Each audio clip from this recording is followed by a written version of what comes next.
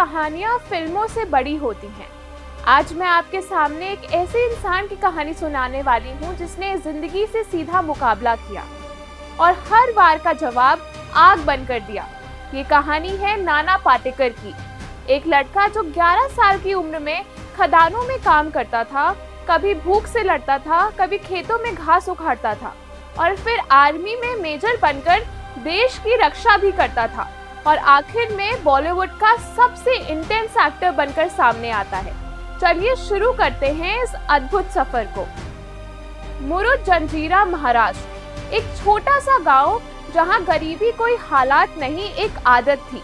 और इसी गरीबी में पैदा हुआ एक पतला दुबला बच्चा विश्वनाथ पाटेकर, जिसे दुनिया बाद में नाना पाटेकर के नाम से पहचानने लगी। लेकिन उस वक्त वो सिर्फ 11 साल का बच्चा गहरी खदानों में मजदूरी करता था। कोयले की धूल उसकी सांसों में जाती थी, अंधेरा उसकी आंखों में बस गया था। बच्चे खेलते थे और नाना पाटेकर पत्थर तोड़ते थे ताकि घर में चूल्हा जल सके। माइनिंग के बाद भी पैसा नहीं बचता था तो स्कूल से लौटकर नाना खेतों में जाते थे, किसानों के लिए घास उखाड़ते थे, कीचड़ में घुटने तक डूबकर घंटे घंटे काम करते थे। ये वो उम्र थी जब बच्चे खिलौने मांगते थे, लेकिन नाना पाटेकर बस एक चीज मांगते थे कि आज घर में कुछ खाना मिल जाए। भूख ने उन्हें 2 बातें सिखाई, धैर्य और जिद। नाना के पिता पेंटर थे, लेकिन धीरे धीरे काम बंद होने लगा, उधार बढ़ गया और एक दिन उनकी फैमिली ऑलमोस्ट सड़क पर आ गई। ये वो पल था जिसने नाना के मन में एक आग लगा दी। उन्होंने खुद से कहा, जिंदगी जब मुझे गिराएगी मैं और ऊंचा उठूंगा। बस यही आग आगे चलकर उनकी पहचान बनी। कॉलेज में उन्होंने थिएटर ज्वाइन किया और पहली बार दुनिया ने उस लड़के की आवाज सुनी जो सालों से अंदर चुपचाप दर्द पी रहा था। उनकी डायलॉग डिलीवरी में माइनिंग का दर्द था, उनके एक्सप्रेशन में भूख की कड़वाहट और उनकी आंखों में खेतों में गुजारे हुए वो थकान भरे पल। डायरेक्टर शॉक हो जाते और कहते, ये लड़का एक दिन जलेगा और चकाचौंध फैला देगा। लेकिन पैसे अभी भी बहुत कम थे।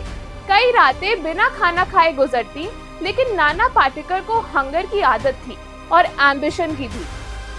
फिर एक समय आया जब नाना पाटेकर ने एक्टिंग छोड़कर आर्मी ज्वाइन करने का फैसला किया, क्योंकि उन्हें लगा जिसने गरीबी से लड़ लिया तो वो युद्ध से क्यों नहीं लड़ पाएगा।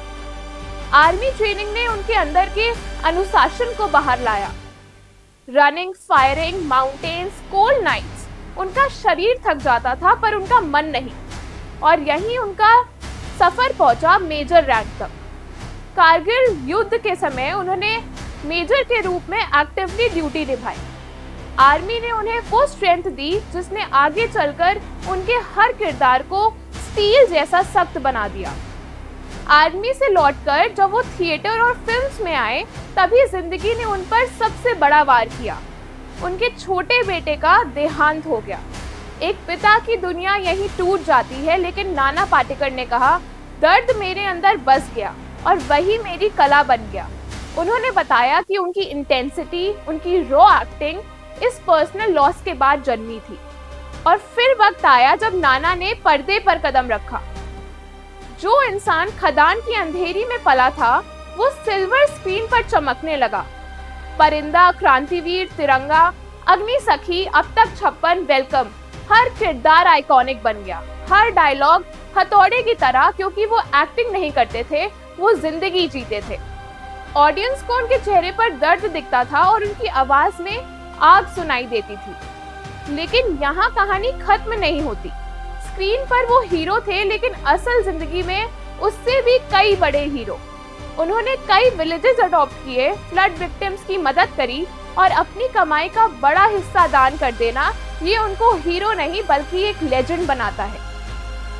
दोस्तों, नाना पाटेकर की कहानी हमें एक ही बात सिखाती है, अगर इरादे सच्चे हो तो खदान की मिट्टी से निकलकर इंसान आसमान पर भी अपना नाम लिख सकता है।